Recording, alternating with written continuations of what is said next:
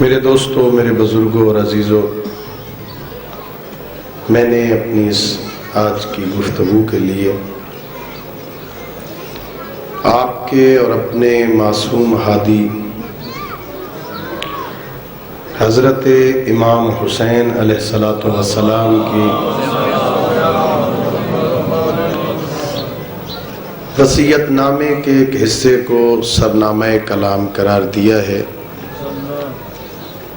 اپنے اس بیان میں حسین ابن علی علیہ السلام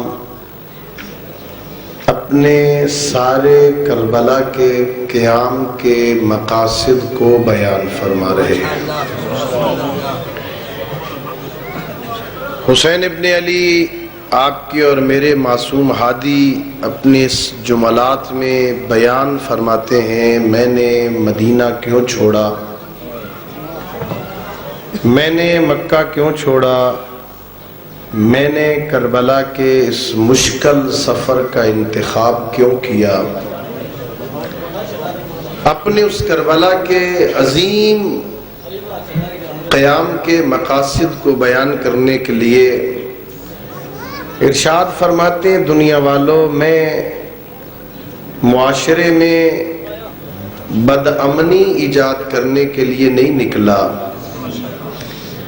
میرا مقصد خود پسندی نہیں ہے، میرا مقصد معاشرے میں شرارت کرنا نہیں ہے، میں فساد برپا کرنے کے لیے نہیں نکلا، میں کسی پر ظلم کرنے نہیں نکلا، بلکہ میرے قیام کا ایک مقصد یہ ہے کہ میں اپنے نانا کی امت میں اصلاح کرنا چاہتا ہوں۔ میرے مولا نے اپنے اس بیان میں دو کردار بیان کیے ہیں، ایک مثبت کردار ہے، ایک منفی کردار ہے۔ دو کرداروں کی طرف میرے مولا نے متوجہ کیا۔ صلوات پڑھیے بآواز بلند، اللہم صلی علی محمد اللہ اکبر، اللہ اکبر، اللہ اکبر، اللہ اکبر۔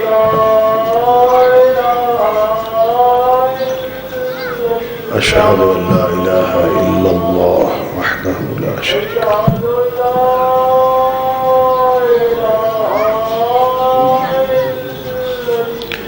اشہد ان لا الہ الا اللہ وحدہ لا شریک لہ۔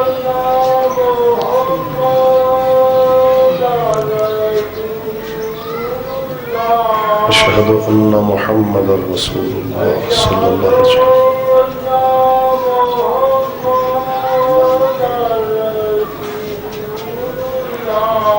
اشہد ان محمد رسول اللہ صلی اللہ علیہ وسلم۔ اشہد ان علی ولی اللہ، اشہد ان علی حجۃ اللہ، حی علی الصلاح، حی علی الصلاح،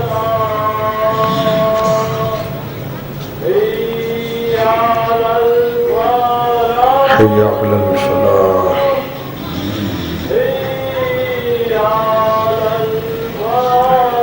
حی علی الفلاح،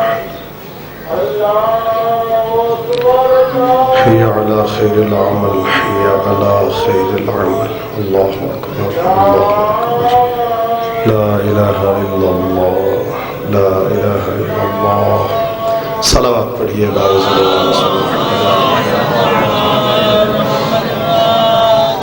دوستوں، میں عرض کر رہا تھا، میرے اور آپ کے معصوم ہادی نے اپنے اس بیان کی ابتدا میں دو کردار بیان کیے ہیں، ایک مثبت کردار ہے اور ایک منفی کردار۔ ایک کردار میں خود پسندی ہے، تکبر ہے، فساد ہے، ظلم ہے، بدامنی ہے، دہشت گردی ہے، اور ایک مثبت کردار ہے جس میں امن ہے، جس میں سکون ہے، جس میں اصلاح ہے، جس میں نیکی کی تربیت ہے۔ میرے مولا دو کردار بیان کر کے قیامت تک آنے والی امت مسلمہ کی ہدایت کر رہے ہیں، ان کی رہنمائی کر رہے ہیں کہ اے دنیا والوں، اپنے معاشرے میں غور سے دونوں کرداروں کو دیکھتے رہنا۔ جہاں تمہیں بدامنی نظر آئے، دہشت گردی نظر آئے، ظلم و فساد نظر آئے، سمجھ لینا وہاں دہشت گردی ہے۔ جہاں امن اور سکون نظر آئے، سمجھنا وہاں حسینیت ہے۔ یزیدیت میں فساد ہے، ظلم ہے، بدامنی ہے، خود پسندی ہے، تکبر ہے۔ حسینیت میں امن ہے، سکون ہے، اصلاح ہے، تواضع ہے، سجدہ ہے، اللہ کی بندگی ہے، معاشرے کو صراط مستقیم کی طرف دعوت دینے کا سبب ہے۔ میرے مولا معاشرے میں امن چاہتے ہیں، کون سا راستہ اپنائیں گے میرے مولا؟ میرے آقا اپنے اگلے جملے میں ارشاد فرماتے ہیں، میں کس طرح معاشرے میں اصلاح چاہتا ہوں۔ اپنے نانا کی امت کی اصلاح کے لیے دو راستے اپناتے ہیں۔ ایک راستہ یہ ہے، میرے اور آپ کے پیشوا فرماتے ہیں، میں چاہتا ہوں کہ اپنے نانا اور اپنے بابا کی سیرت پر عمل کروں۔ یہ میں نہیں کہہ رہا، بلکہ یہ وہ ہستی فرما رہی ہے کہ جو قرآن کے ساتھ پروان چڑھی، وہ ہستی جو اسلام کے ساتھ پروان چڑھی، وہ جو لعاب دہن رسول چوس چوس کے پلا، وہ جو گودی حضرت زہرا میں پروان چڑھا، وہ کہہ رہا ہے کہ میں چاہتا ہوں میں اپنے بابا کی سیرت پر عمل کروں، اپنے نانا کی سیرت پر عمل کروں۔ یعنی میرے آقا حسین اس جملے میں پھر امت کی اصلاح چاہتے ہیں، امت کی تربیت چاہتے ہیں کہ اگر اس کائنات میں قرآن کے بعد کسی کی سیرت عمل کرنے کے لائق ہے تو یا میرے نانا کی سیرت ہے یا میرے بابا علی کی سیرت ہے۔ یا نانا کی سیرت قابل عمل ہے یا میرے بابا علی کی سیرت قابل عمل ہے۔ اور بہت بڑا پیغام ہے، میں چاہتا ہوں اپنے بابا کی سیرت پر عمل کروں، اپنے نانا کی سیرت پر عمل کروں۔ یعنی آج اگر حسین ابن علی اس سیرت پر چلتے ہوئے سر کٹا کے بیعت نہیں کرتے تو قیامت تک آنے والے ہر مسلمان کو سبق دے رہے ہیں، میں بابا کی سیرت پر عمل کر رہا ہوں۔ اگر کوئی روایت پہنچے اسے ٹھکرا دینا، جیسے میں کسی کی بیعت نہیں کر رہا، میرے بابا نے بھی بیعت نہیں کی۔ میں تو اللہ اکبر یا رسول اللہ یا اب بیعت، اور ظاہر ہے کہ پیغمبر اسلام اور مولا متقیان کی سیرت کیا ہے؟ پیغمبر اسلام کے حقیقی جانشین کی سیرت تو یہ ہے کہ 35 ہجری سے تقریباً 12-12.5 سال پہلے یہ اقتدار دھکے کھاتا ہوا حیدر کرار کے دروازے پہ آیا تھا، اور لوگ کہہ رہے تھے اے ابو طالب کے لال، ہم آپ کی بیعت بھی کرتے ہیں، آپ کو خلیفہ بھی مانتے ہیں، لیکن ہماری کچھ شرطیں ہیں۔ پہلی شرط یہ ہے کہ آپ قرآن پر عمل کریں گے۔ فرمایا مجھ سے بڑا قرآن پہ عمل کرنے والا کون؟ فرمایا پیغمبر کی سنت پہ عمل کرنا ہوگا۔ کہ مجھ سے بڑا پیغمبر کی سنت پہ عمل کرنے والا کون؟ کا ایک شرط اور بھی ہے، قرآن پہ بھی عمل کرنا ہوگا، سنت پیغمبر پہ بھی عمل کرنا ہوگا، کچھ اور ہستیاں بھی ہیں ان کی سیرت پہ بھی عمل کرنا ہوگا۔ میرے آقا نے فرمایا اگر ان کی سیرت قرآن اور سنت پیغمبر کے مطابق ہے تو شرط لگانے کی ضرورت نہیں، میں عمل کرنے کے لیے تیار ہوں۔ اور اگر قرآن اور سنت پیغمبر سے ہٹ کے ہے، علی ابو طالب کا لال اقتدار کو ٹھوکر تو مار سکتا ہے، پیغمبر کے علاوہ کسی کی سیرت پہ عمل نہیں کر سکتا۔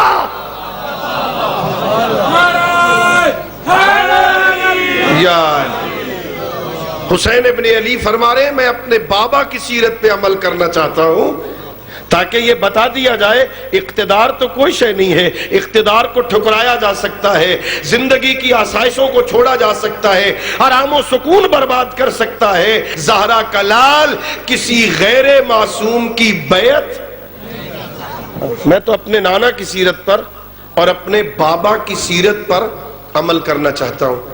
بابا اور نانا کی سیرت کیا ہے؟ پیغمبر گرامی اسلام کی سیرت یہ ہے کہ ساری زندگی کوشش کرتے رہے کہ کسی طرح لوگ جہنم سے بچ کے جنت میں آ جائیں۔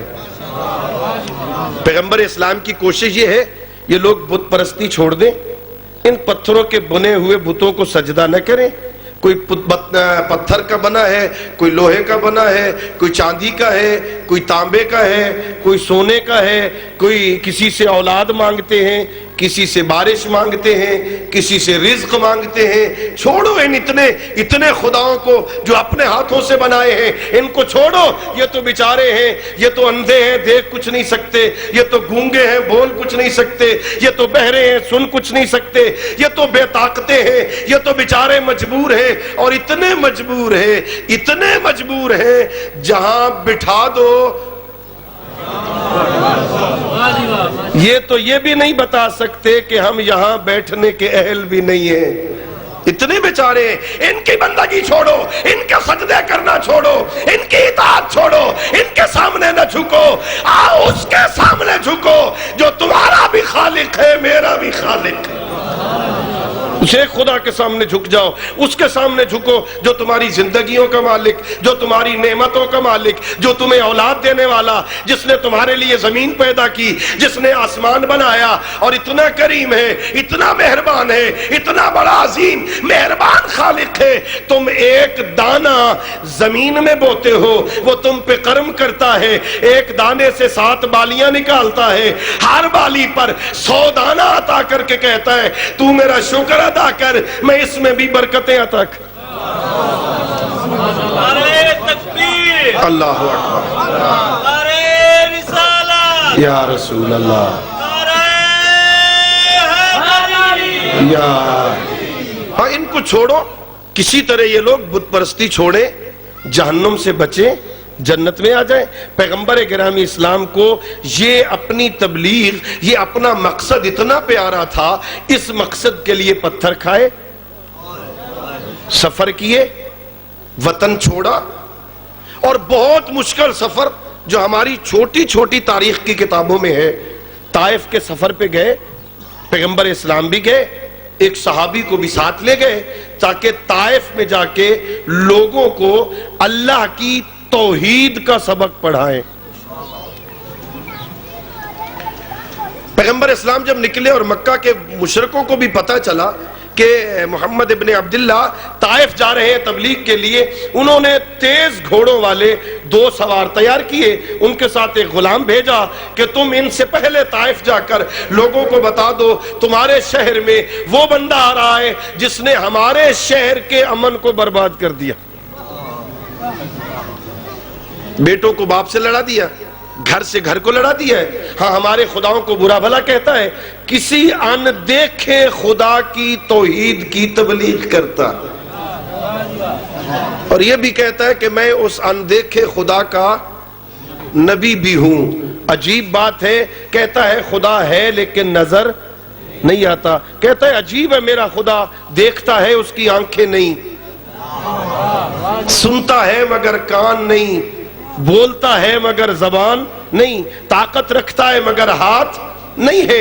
ایسے خدا کی تبلیغ کرتا ہے، وہ تمہارے شہر میں بھی آ رہا ہے، اس کو شہر میں نہ آنے دینا، شہر میں نہ گھسنے دینا، اس کی باتوں پہ توجہ نہ کرنا۔ اور یہ بڑے حربے استعمال کیے مکہ کے مشرکوں نے، لوگوں کو یہ بھی کہتے تھے جب ڈائریکٹ پیغمبر کا مقابلہ نہیں کر سکے نا تو شہر سے باہر جا کے کھڑے ہو جاتے تھے، آنے جانے والے لوگوں سے کہتے تھے مکہ میں جا رہے ہو نا، وہاں خانہ کعبہ کے پاس ایک شخص ہے جو باتیں کرتا ہے، اس کی باتوں میں بڑی مٹھاس ہے، بہت میٹھا بولتا ہے، بہت پیاری پیاری باتیں کرتا ہے، اس کی باتوں میں نہ آنا، اپنے کانوں میں روئی ٹھونس لینا، اپنے کانوں کو بند کر لینا، اس کی محفل میں نہ جانا، اگر وہاں جانا بھی پڑے اس کی باتیں نہ سننا۔ میں کبھی کبھی تعجب کرتا تھا، سوچتا تھا یہ لوگ روکتے کیوں ہیں، مجلسوں میں نہ جا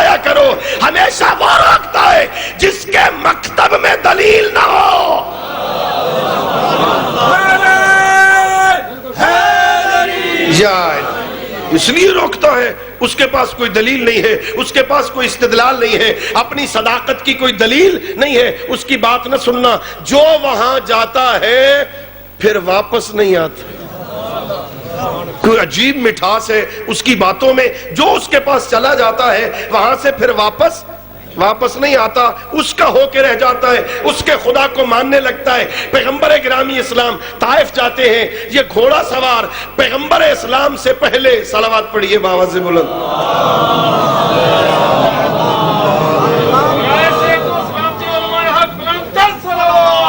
اللہ صلی اللہ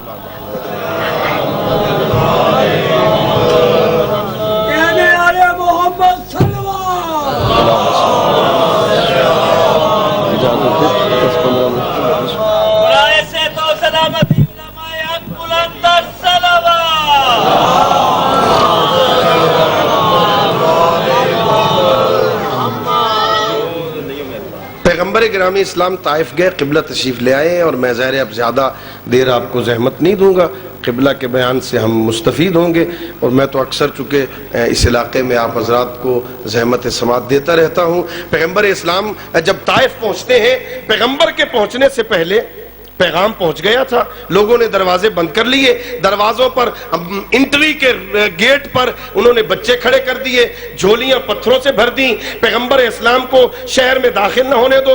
جیسے ہی پیغمبر آئے انہوں نے پتھر برسانے شروع کیے، دروازے تو بند کر دیے گئے تھے۔ پیغمبر اسلام واپس آئے، قریبی کسی باغ میں بیٹھے، وہ جو ساتھ صحابی تھا اس نے کپڑا لیا، پیغمبر کی زخمی پنڈلیوں کو صاف کرنا شروع کیا، ساتھ باتیں کرنا شروع کی۔ پیغمبر اسلام کیا ضرورت تھی آنے کی، ابھی تو وقت نہیں تھا، دیکھو انہوں نے ظلم کیا، آپ کو شہر میں نہیں جانے دیا، آپ کو پتھر مارے، آپ کو زخمی کر دیا، ابھی کیا ضرورت تھی؟ پیغمبر گرامی اسلام ابھی چپ بیٹھے، اس کو کس بات کا کوئی جواب نہیں دیتے۔ وہ جو دو مکہ سے آئے تھے ان کے ساتھ ایک غلام بھی تھا، انہوں نے اپنے غلام کو بھیجا، جاؤ محمد ابن عبداللہ کو ذرا تانے دو، ذرا تنگ کرو، اذیت کرو، جاؤ ان کو جا کے بتاؤ۔ کر لی اپنے خدا کی توحید کی تبلیغ، پہنچا لیا پیغام توحید، ذرا تانے دو تاکہ اذیت ہو۔ وہ تو بیچارہ غلام تھا، دوڑتا ہوا آیا، پہلا تانا دیا پیغمبر گرامی اسلام کو، اے محمد ابن عبداللہ کر لی اپنے خدا کی توحید کی تبلیغ۔ پیغمبر گرامی اسلام نے اس کا جواب دینے کی بجائے مسکرا کر اس کی طرف دیکھا اور سوال کیا، بتا تو کس شہر کا رہنے والا ہے؟ اس غلام نے جواب دیا، میں یمن سے آگے فلان جگہ پر حضرت فلان شہر کا رہنے والا ہوں۔ پیغمبر اسلام نے کہا، میرے بھائی حضرت یونس کے علاقے کے رہنے والے ہو؟ وہ غلام کہتا ہے، کیا آپ ہمارے نبی حضرت یونس کو بھی جانتے ہیں؟ کہا تجھے پتہ نہیں ہے، جس طرح وہ اللہ کا نبی ویسے میں اللہ کا نبی۔ اب جب اپنے علاقے اور اپنے نبی کی بات آئی، یہ بیٹھ گیا۔ پیغمبر گرامی اسلام نے اللہ کی توحید کی تبلیغ کرنا شروع کی۔ ابھی تھوڑی دور گزری تھی، وہ گواہی دینے لگا، اشہد ان لا الہ الا اللہ، میں گواہی دیتا ہوں اللہ کے علاوہ کوئی لائق عبادت نہیں، واشہد انک محمد الرسول اللہ، میں گواہی دیتا ہوں تو اللہ کا رسول ہے۔ یہ سننا تھا۔ پیغمبر نے اپنے صحابی کو دیکھ کے کہا، یہ دیکھ میرے طائف میں آنے کا مقصد پورا ہو گیا۔ پیغمبر کی کوشش یہ ہے کہ لوگ اندھیروں سے نکلیں، جہالتوں سے نکلیں، لوگ گمراہی سے نکلیں، ضلالت کو چھوڑیں، ہدایت اور نور کے راستے پہ آ جائیں، لوگ علم کے راستے پہ آئیں، لوگ اس صراط مستقیم پہ آئیں، اس راستے پہ آ جائیں جس راستے میں کوئی موڑ نہیں، اس راستے پہ آ جائیں جو صدق دل سے اس راستے پہ آ جاتا ہے، اس کی گمراہی کا کوئی چانس نہیں رہتا۔ پیغمبر گرامی اسلام اپنی امت کی ہدایت کے لیے، اپنی امت کی رہنمائی کے لیے کوشاں ہے کہ یہ بندے، یہ لوگ، یہ بت پرست جہنم سے بچ کے جنت میں آ جائیں۔ اور حسین ابن علی کہہ رہے ہیں کہ میں بھی اپنے نانا کی سیرت پہ عمل کرنا چاہتا ہوں۔ حسین ابن علی بھی کوشاں ہے، ایک رات کی 10 10ویں کی رات کی مہلت دے کر حسین ابن علی کوشش کر رہے ہیں کہ جو ساری رات ہر جہنم کے کنارے پھر رہا ہے شاید صبح تک جنت میں آ جائے۔ حسین ابن علی کی کوشش بھی یہ ہے کہ لوگ جہنم سے بچ جائیں، جنت میں۔ اچھا، پیغمبر اسلام کی سیرت کیا ہے؟ پیغمبر گرامی اسلام کی سیرت یہ ہے کہ پیغمبر اسلام طاقت رکھنے کے باوجود، قدرت رکھنے کے باوجود اپنے دشمنوں سے بدلہ نہیں لیتا۔ مکہ فتح ہو گیا، پیغمبر گرامی اسلام رات کے اندھیرے میں اس شہر سے نکلے تھے، دن کی روشنی میں فاتح بن کے آئے، اور جب پیغمبر گرامی اسلام فاتح بن کر شہر میں وارد ہو رہے تھے نا، تو ایک گھر میں جھگڑا ہو رہا تھا۔ ایک خاتون اپنے شوہر کو بے غیرتی کے تانے دے رہی تھی، اس کے گریبان سے پکڑا ہوا ہے، تو بے غیرت ہو گیا ہے، تجھ میں عرب کی حمیت نہیں رہی ہے۔ وہ غیرت کہاں گئی؟ دیکھ عبداللہ کا بیٹا کس شان سے شہر میں آ رہا ہے، اس نے میرے سارے رشتہ داروں کو مارا، اس نے میرے سارے ننیال مارے، اس نے سارے میکوں کو مار دیا، جا جا کے لڑتا کیوں نہیں؟ بزدل بن کے گھر میں آ گیا ہے، جا باہر دیکھ، وہ گلی میں آ رہا ہے، وہ بہادر بن کے آ رہا ہے، وہ کتنے شجاعانہ انداز میں آ رہا ہے۔ اس کا شوہر بھی بڑا عقل مند تھا، اپنے بیوی کے ہاتھ کو پکڑا، دروازے پہ لایا، پردہ ہٹایا کہ غور سے دیکھ، وہ اکیلا نہیں آ رہا، ساتھ وہ بھی ہے جس نے تیرے ساروں کو مارا، ساتھ وہ بھی آ رہا ہے، اکیلا نہیں ہے۔ پیغمبر آئے، سیدھے خانہ کعبہ کے پاس گئے، اور ایک صحابی، ایک شخص سے ننگیر تلوار لے کے پھر رہا ہے، جس نے ساری اسلامی جنگوں میں نہ کسی کو مارا تھا، نہ کسی کو مارنے کا موقع دیا تھا، نہ خود مار کھائی تھی، نہ کسی کو مارا، آج ننگی تلوار لے کے پھرتا ہے۔ یا رسول اللہ اجازت دے دو، یہ جو گھروں میں بیٹھے ہیں، یہ جو دبکے ہوئے ہیں، یہ جو ڈرے ہوئے ہیں، ایک مرتبہ اجازت دے دو، ان کے سر قلم کر دو۔ لیکن رحمت للعالمین ہے، ارشاد فرماتے ہیں نہیں نہیں، جاؤ جا کے اعلان کر دو، آج بدلے کا دن نہیں ہے، آج معاف کرنے کا دن ہے۔ اللہ اکبر، یا رسول اللہ، یا اللہم صلی اللہ بھئی، پیغمبر گرامی اسلام نے اعلان کر دیا، جاؤ مکہ کی گلیوں میں اعلان کر دو، جتنے لوگ یہاں بیٹھے ہیں نا، ہم نے سب کو معاف کر دیا ہے، عام معافی کا اعلان کر دیا ہے۔ ان کو کہہ دو یا خانہ کعبہ کے پاس آ جاؤ یا ابو سفیان کے گھر چلے جاؤ۔ جو خانہ کعبہ کے پاس آ جائے گا اس کو بھی معاف کر دیا، جو ابو سفیان کے گھر چلا جائے گا اس کو بھی ہم نے معاف کر دیا۔ یا رسول اللہ، یا رسول اللہ، معاف ہی کرنا ہے، سارے مکے والوں کو کہہ دو خانہ کعبہ میں آ جاؤ۔ عام معافی کا جو اعلان کر رہے ہو کہہ دو، سارے کے سارے مسجد الحرام میں آ جاؤ، خانہ کعبہ کے پاس آ جاؤ، ہم نے عام معافی کا اعلان کر دیا ہے، کسی سے بدلہ نہیں لیں گے، کسی کو قتل نہیں کریں گے، عام معافی کا اعلان ہے۔ ادھر اللہ کے گھر بلا رہے ہو، ادھر دشمن خدا کے گھر ابو سفیان کا گھر امن کیوں قرار دے رہے ہو؟ مجب نہیں، پیغمبر کہے میں یہی تو ہدایت کرنا چاہتا ہوں اپنی امت کو کہ آج عام معافی کے بعد بھی غور سے دیکھ لینا کون اللہ کے گھر آتا ہے، کون ابو سفیان، یا کون کہاں جاتا ہے۔ یہ ہے پیغمبر کی سیرت، تاکہ امت کی ہدایت کر لیں۔ غور سے دیکھ لو ان کو، کون کون اللہ کے گھر آ رہا ہے، کون کون وہاں جا رہا ہے۔ اور حسین ابن علی پیغمبر کی سیرت پر عمل کرنا چاہتے ہیں۔ 9 محرم کو ہاں دشمن حملہ آور ہوتا ہے، پیغمبر اسلام کا نواسا حضرت عباس کو بھیجتے ہیں، جاؤ ان کو کہہ دو اب رات ہونے والی ہے، یہ جنگ کا وقت نہیں ہے، کل صبح ہوگی، سورج کی روشنی بھی ہوگی، نور امامت کی روشنی بھی ہوگی، دن کی روشنی میں جنگ ہوگی، تاکہ رات کی تاریکی میں کوئی بہانہ نہ بنا لے مجھے پتہ نہیں چلا، میں نے پہچانا نہیں میں کس پہ حملہ آور ہوں۔ کل صبح ہوگی، ساری دنیا دیکھے گی اللہ والے کدھر ہیں، ابو سفیان والے کدھر ہے، پتہ چل جائے۔ پیغمبر اسلام کی سیرت پر حسین ابن علی عمل کرنا چاہتے ہیں۔ اور پیغمبر کی سیرت کیا ہے؟ پیغمبر ان بندوں کو بندوں کی بندگی سے نکال کے اللہ کی بندگی میں لانا چاہتا، بندوں کی اطاعت سے نکال کے اللہ کی اطاعت میں لانا چاہتا۔ اور بڑا عام ایک حدیث پیغمبر نے فرمائی اور مجھے بہت پیاری لگتی ہے۔ پیغمبر گرامی اسلام ہدایت کرتے ہیں، رہنمائی کرتے ہیں، اپنے ماننے والوں کو، اپنے چاہنے والوں کو ہدایت کرتے ہیں ایک حدیث میں، اور بہت پیاری حدیث ہے۔ 2-4 منٹ میں آپ کی زحمت کو ختم کر رہا ہوں۔ ہاں، پوچھا کسی نے کہ یا رسول اللہ آپ بچوں سے اتنا پیار کیوں کرتے؟ پیغمبر بچوں کے ساتھ بڑی محبت کرتے، چھوٹے چھوٹے بچوں کو اٹھاتے تھے، پیار کرتے تھے، انہیں بوسہ دیتے تھے، انہیں چومتے تھے۔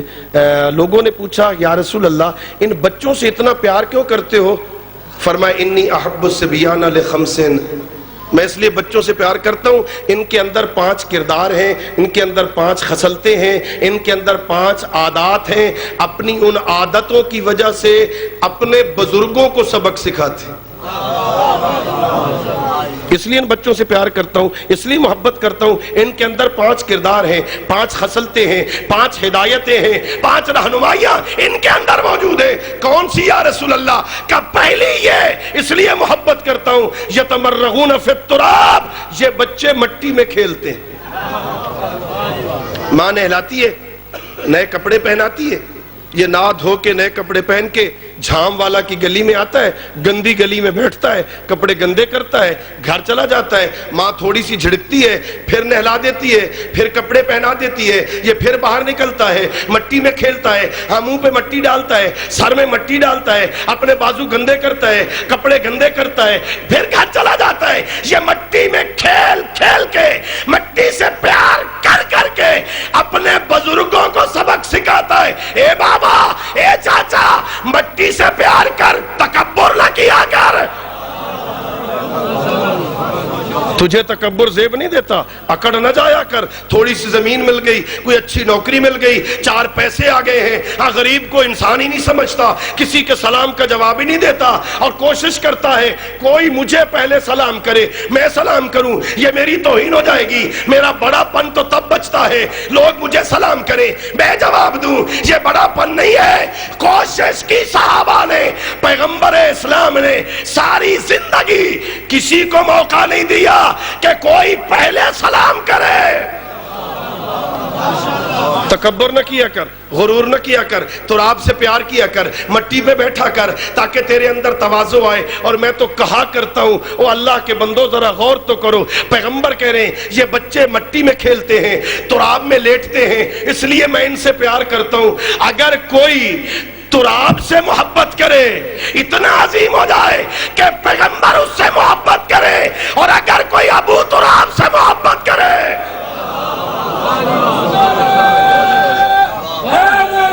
یا پہلا سبق یتمرغون فی التراب، یہ مٹی میں کھیلتے ہیں، اس لیے میں ان سے پیار کرتا ہوں۔ دوسری وجہ فرمایا اس لیے کہ یعمرون ثم یخربون، یہ مٹی کے گھر بناتے ہیں، پیروں پہ رکھ کے چھوٹے چھوٹے گھر بناتے ہیں، کھیلتے ہیں، کھیل کے پیر مارتے ہیں، انہیں توڑ دیتے ہیں، مٹی کے گھر بناتے ہیں، گھر بنا کے کھیلتے ہیں، کھیل کے توڑ دیتے ہیں، مٹی کے گھر بناتے ہیں، کھلونے بناتے ہیں، کھیل کے توڑ دیتے ہیں، اور توڑ کر اپنے ان سارے سفید ریش بزرگوں کو پیغام دیتے ہیں، اے بابا اس دنیا سے پیار نہ کر، یہ تو مٹ جانے والی ہے، اس سے دل نہ لگا، یہ تو یہاں رہ جانے والی ہے، یہ تو ٹوٹ جانے والی ہے، یہ تو برباد ہو جانے والی ہے، کسی کوٹھی کے چکر میں، کسی بنگلے کے چکر میں، کسی کار کے چکر میں، کسی بڑی گاڑی کے چکر میں، کسی دنیا کے لالچ میں اپنے رب کو فراموش نہ کر۔ کوٹھی بنائے گا تو یہاں رہ جائے گی، کار بنائے گا تو یہاں رہ جائے گی، اس عمل کے لیے کوشش کر جو قبر میں بھی تیرے کام آئے، جو حشر میں بھی تیرے کام آئے، جو میزان کے وقت بھی کام آئے، جو پلے صراط پہ بھی کام آئے، اور جو جنت کے دروازے پہ رک کے کہے تو پہلے جا میں تیرے بعد آؤں گا۔ یعمرون ثم یخربون، اس لیے پیار کرتا ہوں، یہ مٹی کے گھر بناتے ہیں، توڑ دیتے ہیں اور پیغام یہ دیتے ہیں کہ اس دنیا سے پیار نہ کرو، یہ برباد ہو جانے والی ہے، یہ ختم ہو جانے والی ہے، یہ یہاں رہ جانے والی ہے۔ اور تیسرا جملہ پیغمبر نے فرمایا میں بچوں سے اس لیے پیار کرتا ہوں لا یدخرون لغد شیئا، یہ آنے والے کل کے لیے ذخیرہ نہیں کرتے، جو مل جاتا ہے وہ کھا لیتے ہیں، جو مل جاتا ہے وہ خرچ کر دیتے ہیں۔ صبح اماں کسی ٹفن میں، کسی شاپر میں، کسی برتن میں انڈا اور روٹی بنا کے دیتی ہے، بیٹا سکول لے جا۔ وہی بچہ ایسا نہیں کرتا آدھا سکول میں کھا لوں بریک کے وقت، آدھا گھر لے جاؤں تاکہ بعد میں چھٹی کے بعد کھا لوں گا، اسے کوئی پرواہ نہیں ہے رات کو کھانا کہاں سے ملے گا، کل صبح ناشتہ کہاں سے ملے گا، 10 روپے لے کے گیا ہے سارے خرچ کر کے آئے گا، 5 بچا کے نہیں لائے گا، کل صبح پتہ نہیں اماں کے پاس ہو یا نہ ہو، ابا کے پاس ہو یا نہ ہو، یہ سارے خرچ کر کے اپنے بزرگوں کو سبق سکھاتا ہے۔ اے بابا ذرا دیکھ تو صحیح، میں اتنا چھوٹا ہو کے اللہ پہ توکل کرتا ہوں، تو کیا کر رہا ہے؟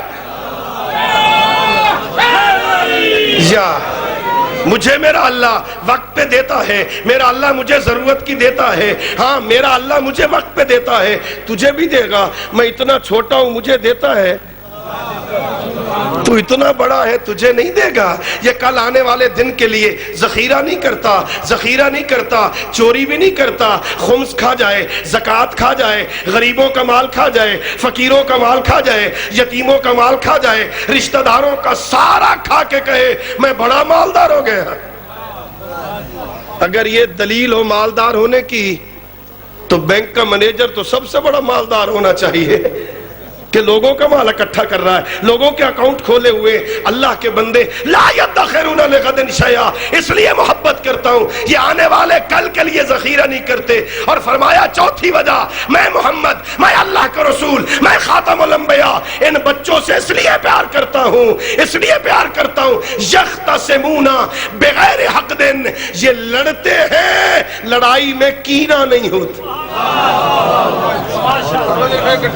بچے لڑتے ہیں، ان کی وجہ سے بڑے لڑتے ہیں، اور بڑے ابھی لڑ رہے ہوتے ہیں یہ اکٹھے کھیل رہے ہوتے ہیں۔ جس میدان میں کرکٹ کھیلی تھی کل، وہاں ہو گئی تھی لڑائی، رات کو سارے شہر میں لڑائی ہو گئی، یہ کل اسی میدان میں پھر اکٹھے کھیل رہے ہیں، آپس میں لڑتے ہیں لیکن کینہ نہیں رکھتے، بغض نہیں رکھتے، حسد نہیں کرتے، بندوں کو معاف کرتے ہیں اور ان کو سبق سکھاتے ہیں۔ او اللہ کے بندو، اے اللہ کے بندو، اگر چاہتے ہو اللہ تمہیں معاف کرے تو پہلے اللہ کے بندوں کو معاف کرنا سیکھو۔ یا اپنے رشتہ دار سے اللہ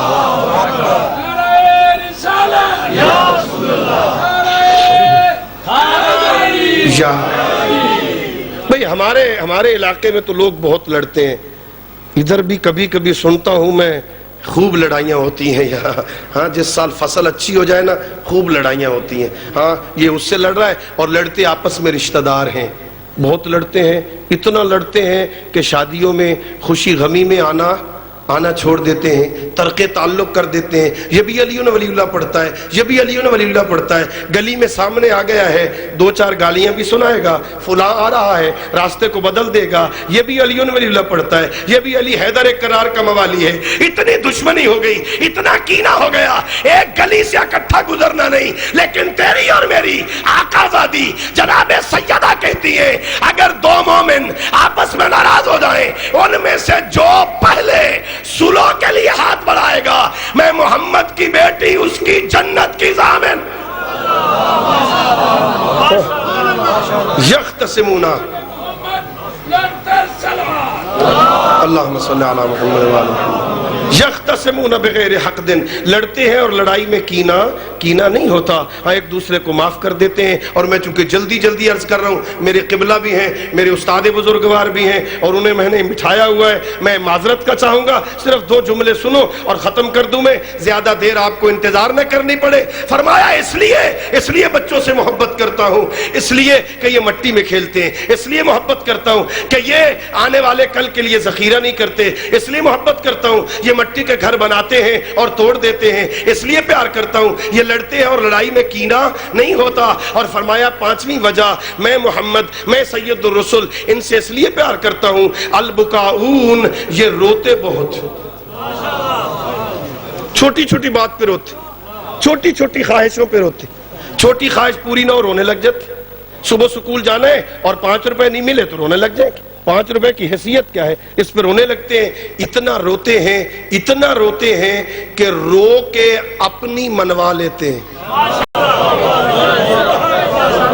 بابا کے پاس نہیں ہے تو ماں کا دامن پکڑ لیں گے، رونے لگ جائیں گے۔ ماں کا دل نرم ہوتا ہے، گھر میں نہیں ہے پیسے، وہ ہمسائی کا دروازہ کھٹکھٹائے گی، میرا بچہ رو پڑا ہے، اس نے سکول جانا ہے، وہ ضد کر گیا ہے، میرے پاس پیسے نہیں ہیں، 10 روپے دے دے، شام کو اس کا بابا لائے گا، ہم تجھے دے دیں گے۔ یہ رو کے اپنی منوا کے اپنے بزرگوں کو کہتا ہے، دیکھ دیکھ بابا، میں چھوٹا ہو کے رو کے تجھ سے منوا لیتا ہوں، اگر تو چاہتا ہے تو اللہ سے منوائے، اس کی بارگاہ میں رونا شروع کر دے۔ جا تو صحیح، اللہ کی بارگاہ میں جا تو صحیح، وہاں رونا شروع کر دے، وہاں آنسو بہانا شروع کر دے، اللہ سے باتیں کرنا شروع کر دے، تو روتا جا، اپنے گناہ گنتا جا۔ ہاں یہاں تو ماں 2 دھکے بھی دیتی ہے، لیکن اللہ اتنا کریم ہے، اس کی بارگاہ میں 100 سال کا نافرمان سچے دل سے ایک مرتبہ کہہ دے، یا محسنو قد عطاک المسیح، او میرے پروردگار، میں تیرا بھٹکا ہوا بندہ تھا لیکن اب آ گیا ہوں، رو کے کہہ رہا ہوں معاف کر دے۔ وہ اتنا کریم ہے، یہ بندہ گنتا جائے وہ معاف کرتا چلا جائے۔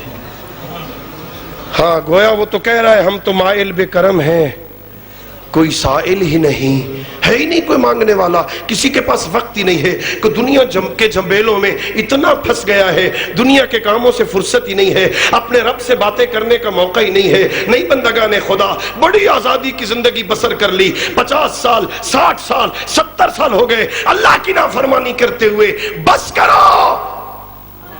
کوئی انتہا بھی ہوتی ہے کسی کام کی، بس کرو۔ اتنے سال آزادی کے بسر کر لیے، اب جو تھوڑی سی زندگی بچ گئی ہے، ذرا اس کو اپنے خالق کی مرضی کے مطابق گزار دو۔ بھلا دیکھو تو صحیح، وہ اتنا قریب ہے، اتنے محبت کے لہجے میں کہتا ہے، دن کو تھک کے آیا کھیتوں سے، تو نے ہاتھ منہ دھونا تو ہے، ہاتھ منہ دھو کے تو نے سو جانا ہے، ذرا میری بتائی ہوئی ترتیب کے مطابق دھو کے سو جا، تو سو جائے گا، میرے فرشتے ساری رات تیری عبادت لکھتے رہے۔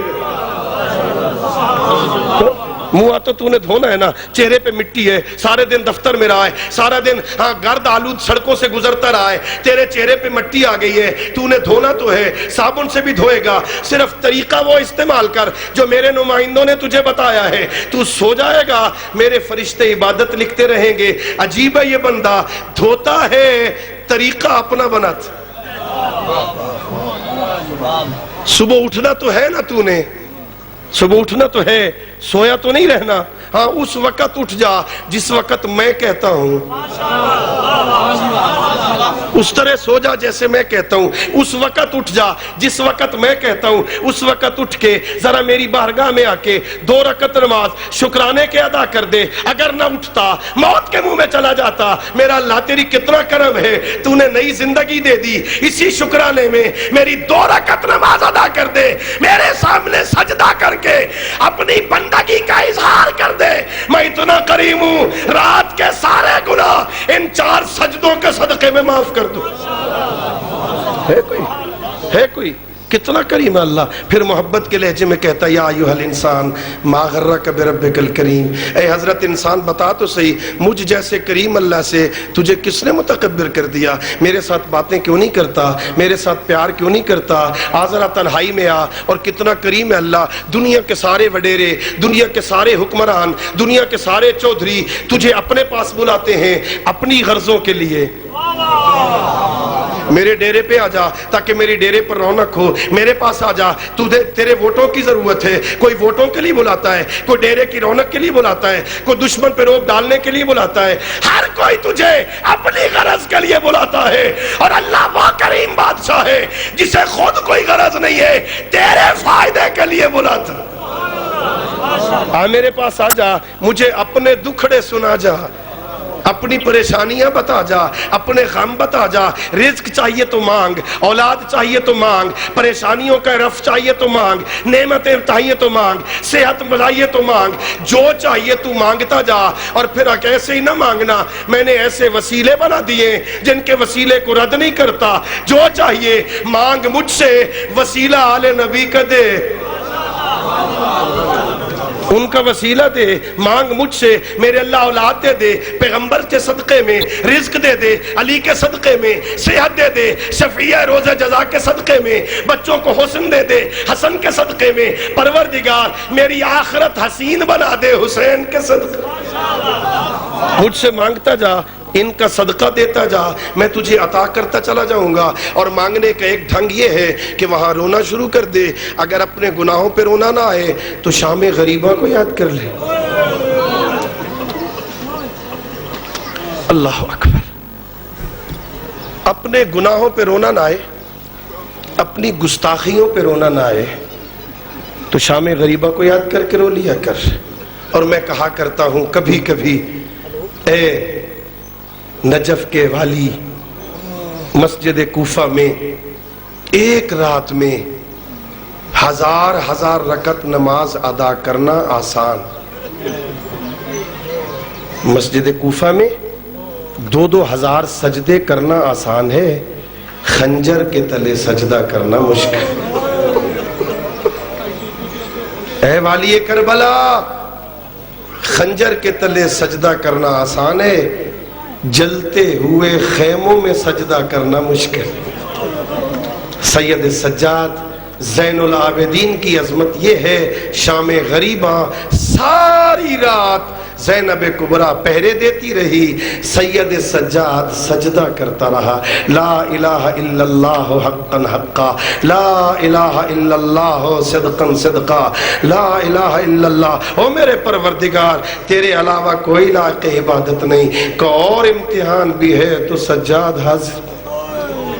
بہت مشکل منزل ہے دوستو، اپنے پیشواؤں کی سیرت پہ عمل کرو، اپنے مکتب کی عظمت کو پہچانو، اس تشیع کی عظمت کو پہچانو، بہت بڑے مکتب سے وابستہ ہو، بہت بڑے منصب پر تم اس وقت تشریف فرما ہو، شیعہ ہونا بہت بڑا اعزاز ہے۔ اور پھر رویا کرو، اور رونے کے لیے تو آسان ہے، میں لمبا مصائب نہیں پڑھ رہا، بس ایک جملہ سنو، حسین ابن علی اتنا غریب ہے جس کے رونے کے لیے نہ کسی ذاکر کی ضرورت ہے، نہ واعظ کی ضرورت ہے، نہ عالم کی ضرورت ہے۔ بازار سے گزر رہے ہو، کوئی پردہ دار بی بی نظر آئے تو حسین کو رو لیا کرو، گھر میں آؤ تمہاری بیٹی قرآن پڑھ رہی ہو تو حسین کو رو لیا کرو، تمہارا بیٹا نماز پڑھ رہا ہے تو حسین کو رو لیا کرو، تمہاری بیٹی اپنی چادر سنبھال رہی ہے تو حسین کو رو لیا کرو، اور نماز پڑھ کے ایک مرتبہ رخ کر کے کربلا کی طرف شکریہ ادا کیا کرو، میرے مولا تیرا شکریہ، ہماری بیٹی کی چادر بچ گئی۔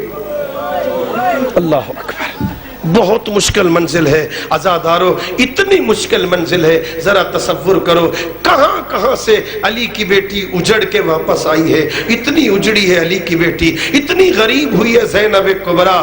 تمہارے شہر کی کوئی بیٹی کسی اور شہر میں چلی جائے، 5 سال کے بعد آئے، اس شہر سے باہر رک کر کسی سے نہیں پوچھے گی یہ کون سا شہر آ گیا۔